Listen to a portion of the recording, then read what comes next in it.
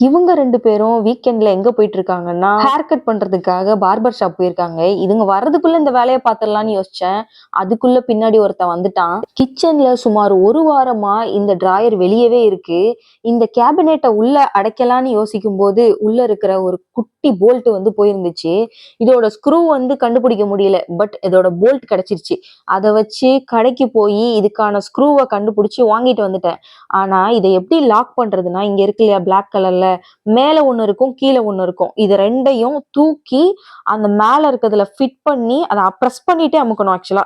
அப்படி அமுக்கிட்டோம்னா, இந்த மாரி டிராயர் வந்து ஃபிக்ஸ் ஆயிடும். இந்த வேலைய பாக்குற ஆர்வத்துல இங்க ஒருத்தன் ஸ்டூல கொண்டு வந்து இங்க தான் உட்காருவேன்னா, இவனுக்காக பிளேஸ் எல்லாம் ரெடி பண்ணிட்டேன். அப்புறம் தான் யோசிச்சேன், இவன் இன்னும் ஹேர் கட் பண்ணிட்டு குளிக்கலன்ட்டு, இவன கூட்டு போய் குளிக்க வச்சு, இவன ரெடி பண்ணிட்டு நெக்ஸ்ட் இன்னைக்கு டேய ஸ்டார்ட் பண்ணலாம்னு முடிவு பண்ணியாச்சு. இவர் ஹேர் கட்ட பாத்தீங்கன்னா, சும்மா கோடு கோடா ஒரு ஜிக்ஸாக் லைன் வந்துட்டு அப்படியே ஹேர் கட் பண்ணியிருக்காங்க. காலையில கண்ண திறக்கும் போதே ஒருத்தர் வந்து மட்டன் பாக்கெட்டோட வந்தாரு.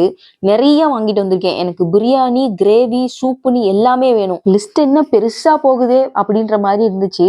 இங்க ஒருத்தன் நான் ஹெல்ப் பண்றேன்னு சொல்லி வந்தான். வரும்போது ஆனியன்லாம் உரிச்சா கண் எரியும்டான்னு சொன்னேன்.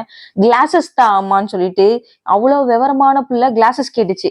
சரின்னு அவனுக்கு கிளாஸஸ் எடுத்து கொடுத்தா என் பேக்ல போய் நோண்டி என் சிஸ்டம் கிளாஸ் எடுத்து இந்தா நீனும் கிளாஸ் போட்டுக்கோ, நீயும் ப்ளூ நானும் ப்ளூன்னு சொல்லி எடுத்துட்டு வந்து கொடுத்துருச்சு. பிரியாணி பாத்தீங்கன்னா இன்னைக்கு பாஸ்மதி ரைஸ்ல பண்ண போறேன். அதனால ரைஸை கொஞ்சம் வாட்டர்ல 1/2 hour முன்னாடியே ஊற வச்சுட்டேன்.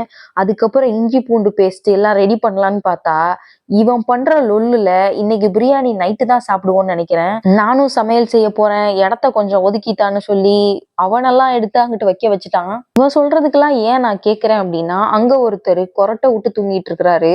அவரையும் எழுப்ப முடியல. அப்ப இவனையும் சமாளிக்கணும் அப்படின்னா இதான் ஒரே வழி. இங்க ஒரு ஸ்டூல கொடுத்து ஒரு வேலையை கொடுத்துட்டோம்னா ஐயா கிளீனா செஞ்சுட்டு இருப்பாரு. உட்காந்து கார்லிக் உரிக்கிற வேலை அவர் கொடுத்துருக்கேன். அழகா உட்காந்து புள்ள உரிச்சு உரிச்சு கொடுத்துச்சு. என்னடா எந்த பிரச்சனையும் இல்லாம போய்கிட்டு இருக்கேன்னு நினைச்சேன். அதுக்கு ஏத்தாப்புல ஆனியன் கொடுங்க அம்மா உரிச்சு தரேன்னுச்சு.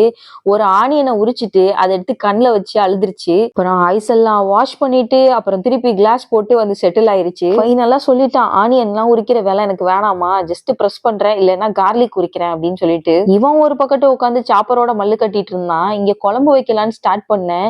கீயை ஓபன் பண்ணா எனக்கு தான்னு 2 கையில வாங்கி சாப்பிட்டுட்டு இருந்தான். கிரேவி பண்றதுக்கு கொஞ்சோன்னு கீ விட்டுட்டு அதுலயே கொஞ்சம் ஆனியனை போட்டு வதக்கிட்டு அது வதங்கின உடனே கொஞ்சம் ஜிஞ்சர் கார்லிக் பேஸ்ட் போட்டுட்டு அப்புறம் வந்து மட்டனை 2 தான் பிரிச்சுட்டேன். கொஞ்சோன்னு பிரியாணிக்கு, கொஞ்சோன்னு வந்து குழம்புக்கு. அப்புறம் நல்லா வதக்கி விட்டுட்டு கொஞ்சம் நல்லா வாட்டர் ஊத்தி அதை அப்படியே நம்ம ப்ரெஷர் குக்கர்ல போட்டுட்டோம்னா இதுல இருந்து கொஞ்சம் சூப் கிடைக்கும். அதுக்கு நல்லா ஒரு 10 விசில் வர்ற அளவுக்கு நம்ம வந்து மட்டனை வேக வச்சிடணும். குக்கர்ல இருந்து ஸ்டீம் வர வர இவன் மேல தெளிக்க கூடாதுன்றதுக்காக மேல ஒரு டம்ளரை கவுத்தி போட்டுட்டு இவருக்கு ஒரு வேலை கொடுக்கணுமேன்றதுக்காகவே இந்த புதினா கட்டை அவுத்து ஒரு இலையா நீ பிச்சு போடணும் தம்பு அப்படின்னு சொல்லி கொடுத்தேன். எனக்கு வேணுமா லீவ்ஸ் எல்லாம் நான் நல்லா சாப்பிடுவேன், ஹெல்தி ஹெல்தி அப்படின்ட்டு வாஷ் பண்ணி கொடுத்ததெல்லாம் சாப்பிட்டுட்டு இன்னொரு பக்கத்து வேலை பார்த்துட்டு இருந்தார். இவரு வேலை பார்க்குற வரைக்கும் தான் நம்ம வேலை பார்க்க முடியும். அவரு ஸ்டாப் பண்ணிட்டாருன்னா நமக்கு ஏதாவது வேலை இழுத்துருவாரு. அதனால அவர் வந்து பொறுமையா எல்லா லீவ்ஸையும் கட் பண்ண வச்சுட்டு இங்கிட்டு பிரியாணி ஸ்டார்ட் பண்ணிட்டேன். பிரியாணிக்கு ஸ்பைசஸ் போட்டுட்டு அதுக்கப்புறம் ஆனியன் போட்டு இஞ்சி பூண்டு பேஸ்ட் போட்டுட்டு கொஞ்சம் மட்டன் எல்லாம் போட்டுட்டு நம்ம கிரேவி மாதிரியே நல்லா தண்ணி ஊத்தி வேக வச்சுட்டேன். நல்லா வேகணும். அதுக்கு ஒரு 10-15 விசில் நல்லா வரட்டும் அப்படின்னு இதை தூக்கி ஓரமா வச்சுட்டேன். அங்க வந்து குக்கர்ல ப்ரெஷர் எல்லாம் ரிலீஸ் ஆகி வந்துருச்சு. ஓபன் பண்ணா நல்லா கிரீமியா ஒரு சூப் கிடைச்சிச்சு. இந்த சூப்லயே வந்து கொஞ்சம் பெப்பர் எல்லாம் போட்டு கொஞ்சம் சால்ட் போட்டு டேஸ்டா இருக்கிற மாதிரி எடுத்து வச்சாச்சு. 2 பேத்துக்கு ஆளுக்கு ஒரு பவுல் எடுத்து கொடுத்துட்டேன். அதே கையோட குழம்ப கொதிக்க வச்சு கொஞ்சம் தேங்காய் பால் ஊத்திட்டேன். ஆனா என்ன ஒரு பிரச்சனைனா தேங்காய் பால் கொஞ்சம் அதிகமா ஊத்திட்டேன். அது கொஞ்சம் கிரீமியா ஆயிடுச்சு. ஆனா டேஸ்ட் வைஸ் நல்லா இருந்துச்சு. பட் காரம் ரொம்ப இருக்காது. ஆக்சுவலா எங்க வீட்டுல காரமே சேர்க்க மாட்டோம். காரம்னு இருந்துச்சுன்னா அது பெப்பர் காரம் தான் இருக்கணும் அப்படின்றதுதான் வீட்டோட ஃபர்ஸ்ட் ரூல்ஸ்.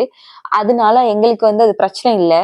நெக்ஸ்ட் பிரியாணிக்கு கொஞ்சம் புதினா அதுக்கப்புறம் கொஞ்சம் தயிர் எல்லாம் போட்டு நல்லா மிக்ஸ் பண்ணி விட்டுட்டு வாட்டர் லெவல் வந்து பாஸ்மதி ரைஸ்க்கு 1 கப் ரைஸுக்கு 1.5 கப் வாட்டர் ஊற்றணும். அப்புறம் ரைஸையும் போட்டு நல்லா டேஸ்ட் பார்த்துட்டேன். உப்பு கொஞ்சம் தூக்கலா இருக்கணும். எல்லாம் முடிச்சுட்டு இந்த ப்ரெஷர் குக்கரை லாக் பண்ணிட்டோம்னா இது நல்ல சேஃபா இருக்கும். ரொம்ப வந்து தண்ணி வெளியில ரிலீஸ் ஆகாது. அட் லாஸ்டா நல்ல சிம்ல போட்டு கரெக்டா 10 மினிட்ஸ் 1 மினிட் கூட தாண்டக்கூடாது. அப்புறம் இறக்கி கீழே வச்சுட்டோம் அப்படின்னா பிரியாணி ரெடி ஆயிரும்.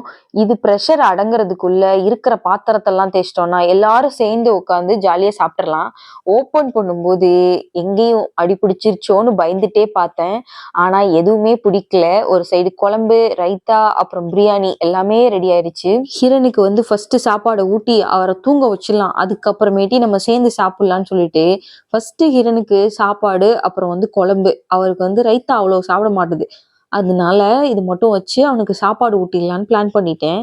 இது எல்லாம் முடிச்சுட்டு நாங்களும் அதுக்கப்புறம் சாப்பிட்டு கொஞ்சம் ஒரு குட்டி தூக்கம் முடிச்சுட்டு வந்தா கொஞ்சம் காணம் இருந்துச்சு. நல்லா வேக போட்டா ஈவினிங் ஸ்நாக்ஸுக்கு ஆகும் அப்படின்ட்டு ஒரு பக்கெட்டு ரெடி பண்ணிட்டு, இது ஒரு மூட்டைப்பூச்சி கொல்லும் நவீன மிஷின் அப்படின்ற மாதிரி. ஆனா நல்லா யூஸ் ஆகுது. கார்னை ஸ்குவீஸே பண்ணாம அழகா பிளக் பண்ணி கொடுத்துருது. நெக்ஸ்ட் நைட் ஆயிடுச்சு. நைட்டுக்கு ஒரு தோசையை ஊத்தி இருக்கிற குழம்பெல்லாம் வச்சு அன்னைக்கு டே இப்படிதான் போச்சு. இந்த விளாக் பிடிச்சிருச்சுன்னா மறக்காம சப்ஸ்கிரைப் பண்ணிடுங்க.